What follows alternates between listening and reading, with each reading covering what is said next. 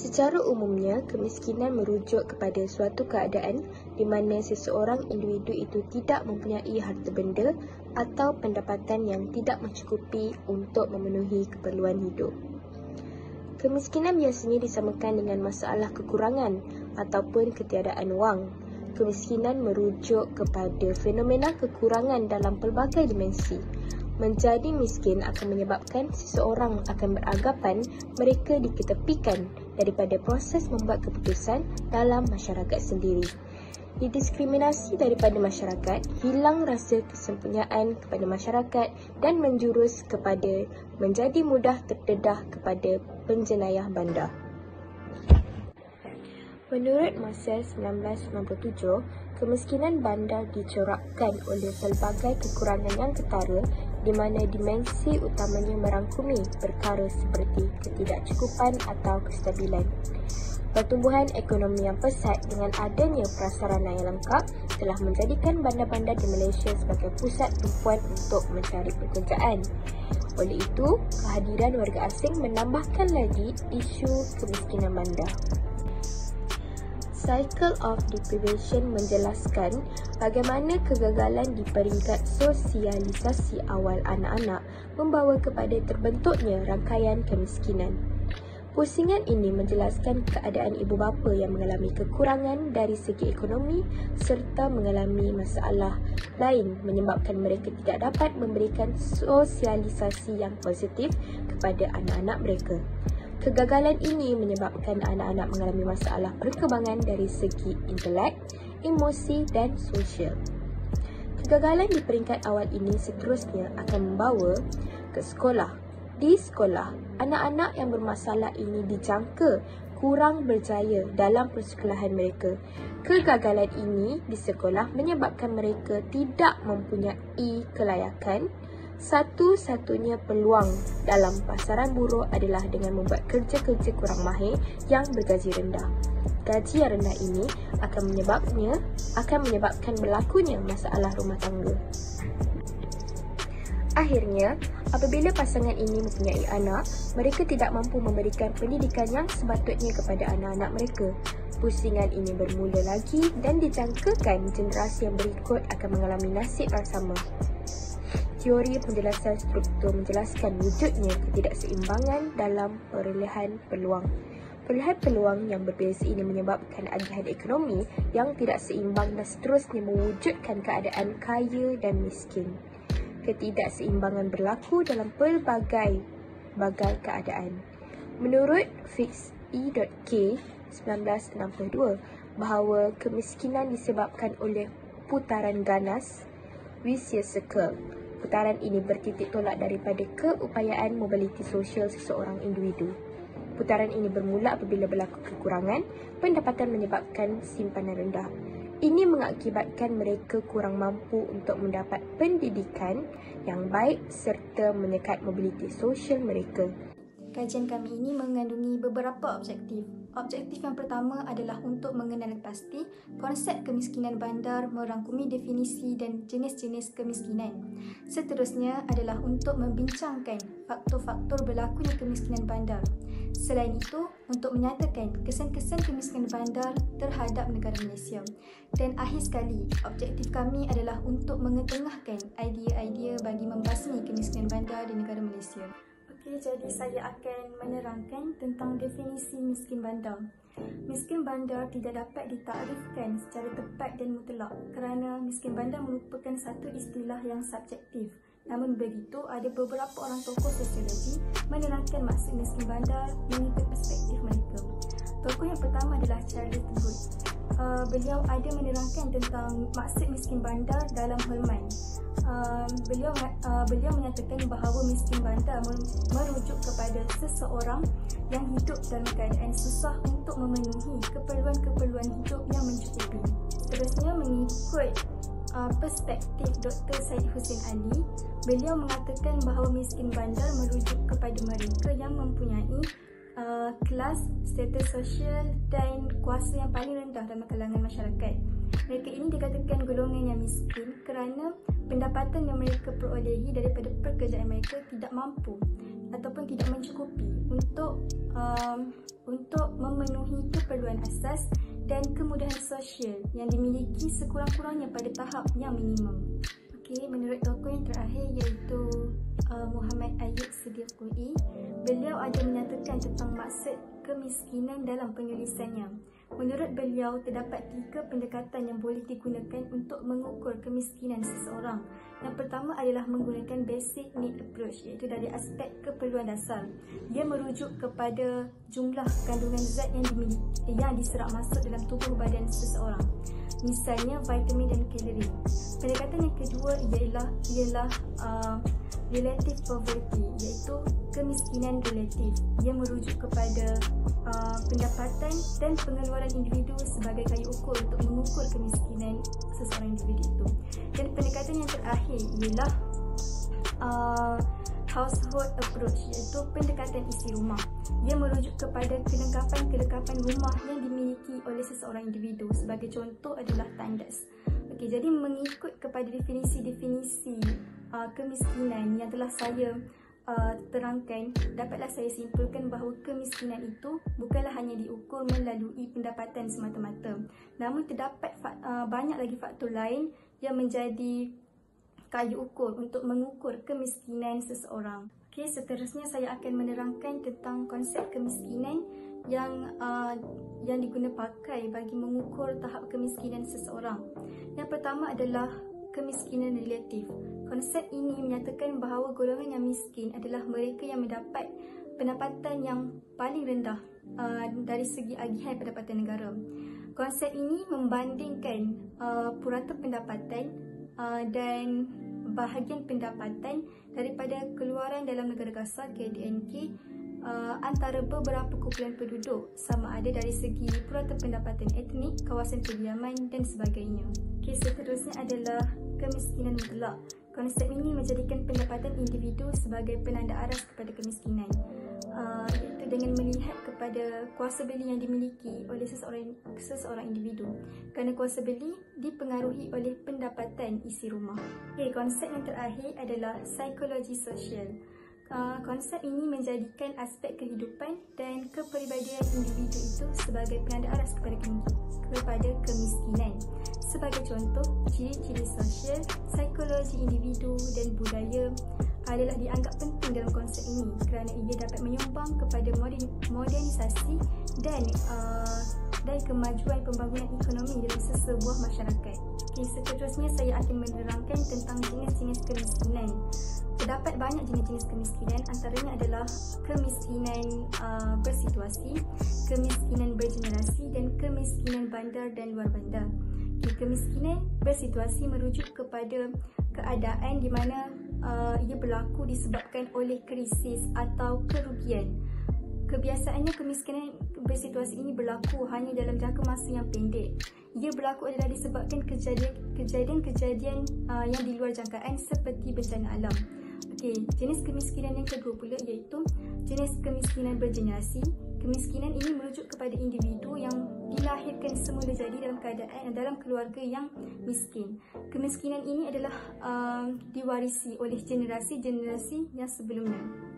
Okay, jadi kitaran kemiskinan yang dihadapi mereka ini sukar untuk dipecahkan kerana terdapatnya faktor lain. Sebagai contoh, mereka mengalami masalah kekurangan pendapatan yang menyebabkan mereka sukar untuk mereka tidak mampu untuk melanjutkan pengajian mereka. Disebabkan pengajian yang tidak sempurna, mereka sukar untuk mendapat pekerjaan yang bagus yang dapat membantu menstabilkan kehidupan mereka. Okey, jenis yang ketiga pula, jenis kemiskinan yang ketiga pula iaitu kemiskinan bandar dan luar bandar. Kemiskinan ini merujuk kepada kemiskinan yang berlaku di lokasi yang berbeza. Sebagai contoh, golongan miskin bandar adalah mereka yang tinggal di bandar dan hidup dalam keadaan yang serba kekurangan. Sebagai contoh, mereka hidup dalam keadaan yang padat dan juga sukar untuk mendapatkan bekalan air bersih. Dan golongan miskin luar bandar pula adalah golongan mereka yang tinggal di luar bandar dan sukar untuk mendapatkan perkhidmatan dan kemudahan sebagaimana yang terdapat di bandar. Faktor-faktor berlakunya kemiskinan bandar. Okey, kemiskinan bandar boleh dicorakkan oleh pelbagai kekurangan yang ketara dari pelbagai aspek. Secara umumnya, kemiskinan bandar boleh didefinisikan sebagai individu atau sesebuah isi rumah yang miskin dari segi kewangan serta pelbagai faktor lain. Okey. Faktor pertama yang menyebabkan berlakunya kemiskinan bandar ialah pengangguran. Pengangguran di Malaysia terjadi akibat daripada pertukaran tenaga buruh kepada teknologi yang lebih canggih seperti mesin. Okey, macam yang kita tahu, pada zaman sekarang kebanyakan syarikat dan kilang menggunakan mesin untuk mengeluarkan sesuatu produk, sebab penggunaan mesin mampu mengeluarkan produk dalam jumlah yang banyak dan tidak memerlukan masa yang terlalu lama.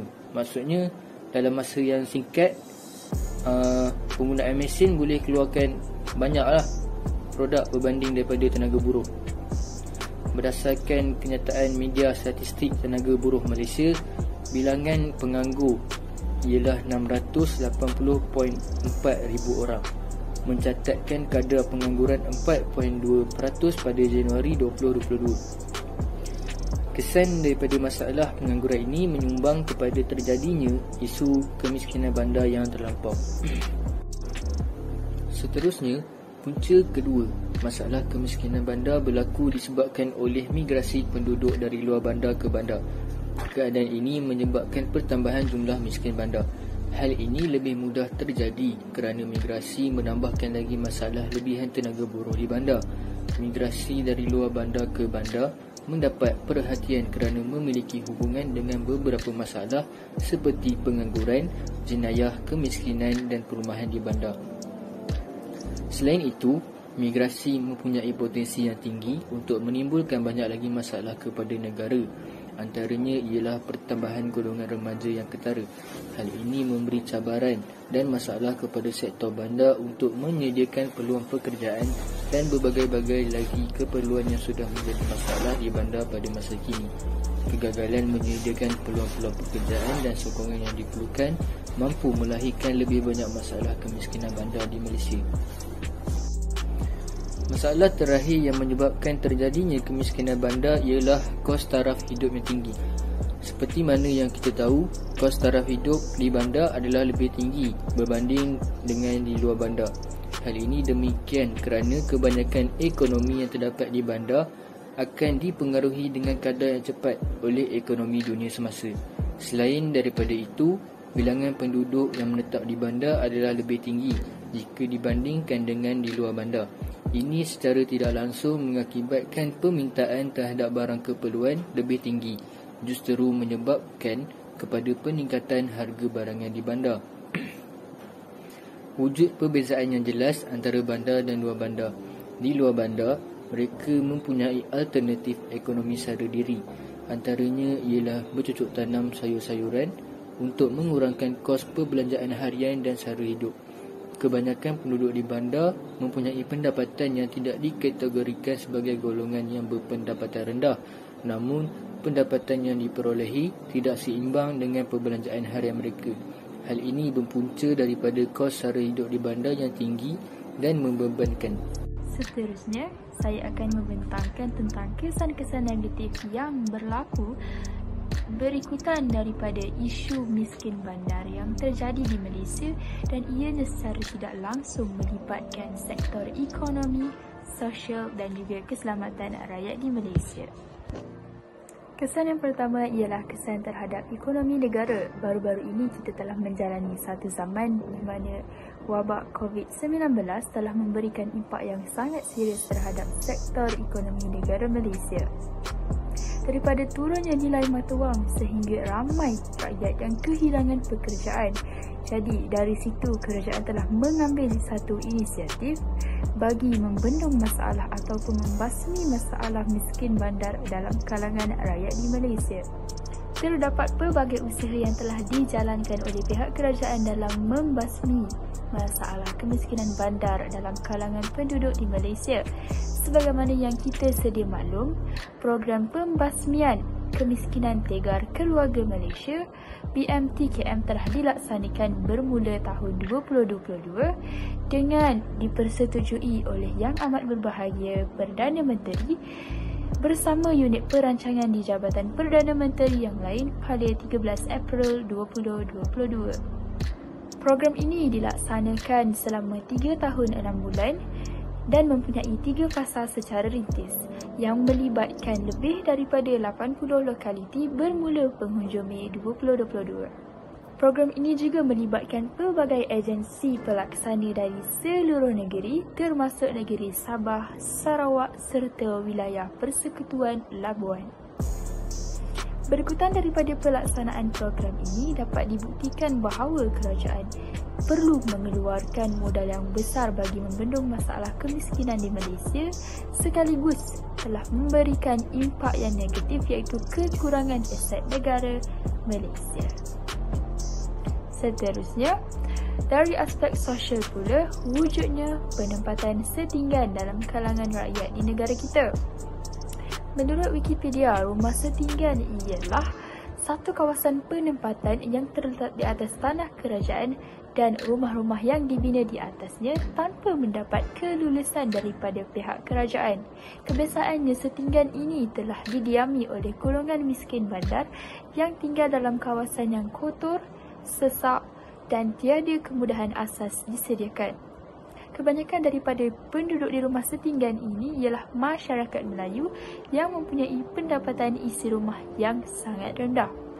Hal ini demikian kerana kenaikan kos sara diri yang sangat tinggi di bandar memaksa mereka untuk meneroka tanah haram ini dan mendirikan kawasan kediaman mereka seperti senario yang berlaku di Kuala Lumpur pada hari ini. Dalam pada itu, tahap pendidikan juga merupakan salah satu faktor iaitu penyumbang wujudnya golongan miskin bandar ini. Kebanyakan daripada mereka mempunyai tahap pendidikan sederhana dan hanya bekerja dalam sektor separuh formal atau tidak formal, menjadikan mereka sukar untuk mencapai taraf hidup yang berkualiti.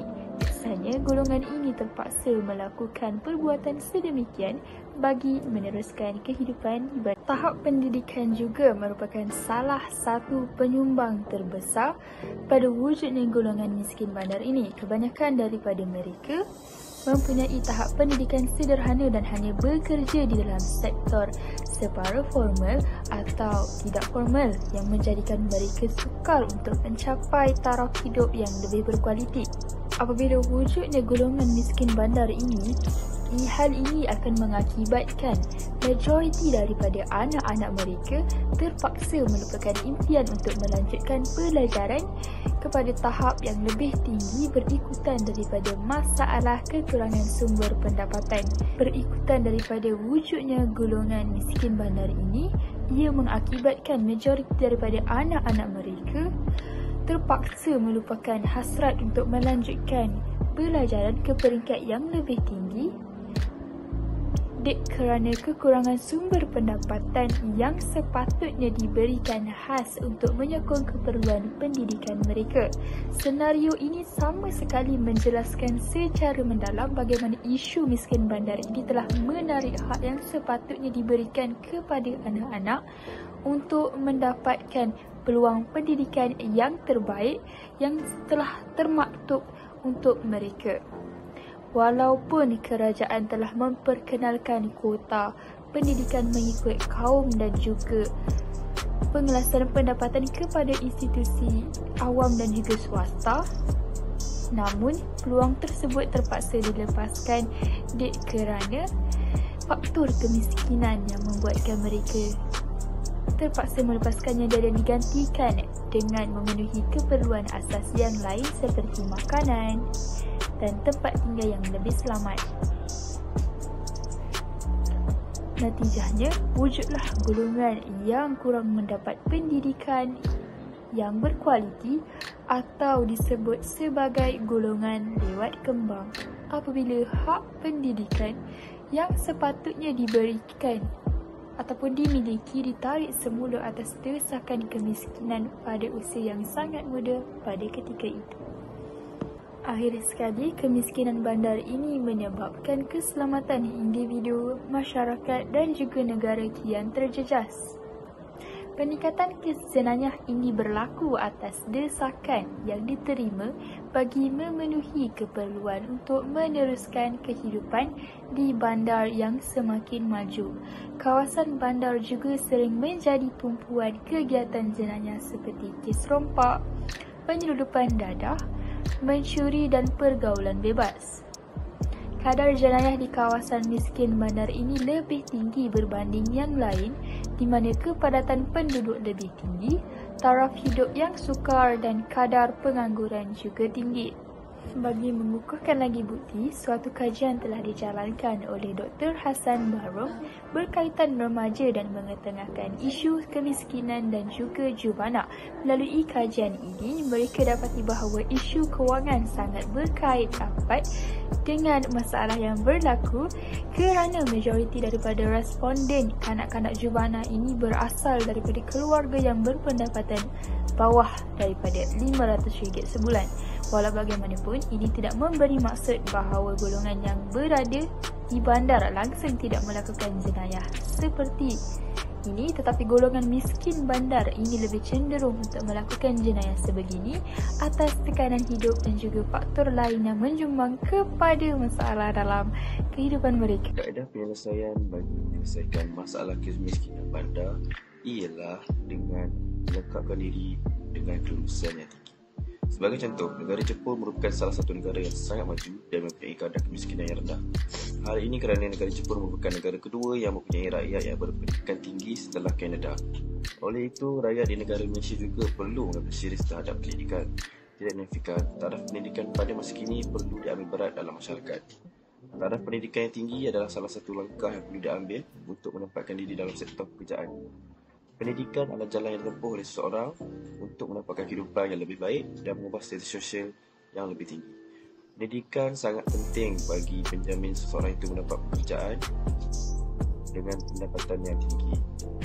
Namun, persaingan yang tinggi bagi mendapatkan pekerjaan pada masa kini menjadikan golongan yang berpendidikan tinggi juga tidak terkecuali menjadi penganggur. Namun begitu, bagi seseorang yang berpendidikan tinggi, peluang untuk mendapatkan tempat dalam sektor pekerjaan sama ada sektor kerajaan maupun sektor swasta masih terbuka luas. Peluang untuk mencapai cita-cita juga masih ada walaupun persaingan amat sengit. Selain itu, program Carnival juga sering diadakan sebagai salah satu langkah untuk mengatasi masalah kemiskinan bandar. Carnival ini dianjurkan oleh pihak kerajaan adalah tujuan untuk memberi peluang kepada mereka yang belum mendapat pekerjaan atau yang telah bekerja. Carnival ini biasanya akan disertai oleh syarikat-syarikat yang menawarkan jawatan kosong dalam pelbagai bidang mengikut kelulusan. Dengan ini, ramai terutamanya golongan belia boleh merebut peluang memilih pekerjaan yang ditawarkan mengikut kelulusan mereka. Selain itu, Carnival sebegini merupakan salah satu langkah yang mampu mengurangkan kadar pengangguran dalam kalangan belia di bandar malah di luar bandar. Carnival seperti ini merupakan satu idea sangat memberangsangkan untuk menarik lebih ramai golongan belia yang tidak bekerja. Oleh itu, para belia yang telah tamat belajar dan belum mempunyai pekerjaan perlulah segera capna dan akan iklan jawatan kosong terkini dan menghadiri program seperti ini bagi mengelakkan diri daripada menjadi penganggur. Oleh sebab itu, program seperti Carnival Kerjaya ini bukan langkah proaktif pihak kerajaan bagi mengurangkan masalah kemiskinan yang berlaku. Terutamanya belia yang merupakan golongan yang ramai untuk dijadikan sebagai aset negara yang mampu mendorong masalah ini. Seperti yang kita tahu, negara di luar juga turut memperbanyakkan mengadakan berbagai jenis karnival. Mengadakan karnival merupakan salah satu inisiatif juga dalam mengembangkan sesebuah ekonomi. Ini kerana ia dapat menarik banyak pelancong luar disebabkan itu ia dapat menambahkan lagi peluang pekerjaan dalam sesebuah negara kerana sudah semestinya sektor pelancongan merupakan terbuka.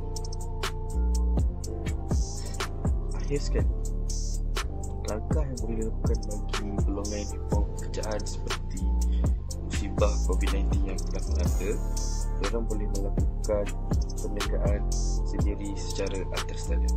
Seperti yang kita tahu, kebanyakan peniaga besar masa kini bermula dengan melakukan perniagaan secara atas talian. Hal ini kerana untuk melakukan perniagaan secara atas talian tidak memerlukan modal yang besar kerana hanya memerlukan sebuah telefon pintar dan mempunyai jaringan internet yang kuat. Jika hendak dibandingkan dengan menyewa sebuah kedai modal besar perlu dikeluarkan, dan ini akan menyebabkan para peniaga perlu membuat pinjaman dan menambahkan lagi hutang mereka. Oleh sebab itu, melakukan perniagaan secara online merupakan salah satu cara yang tepat bagi menangani masalah kemiskinan yang dihadapi bagi golongan yang dipaksa buang kerja akibat pandemik COVID-19.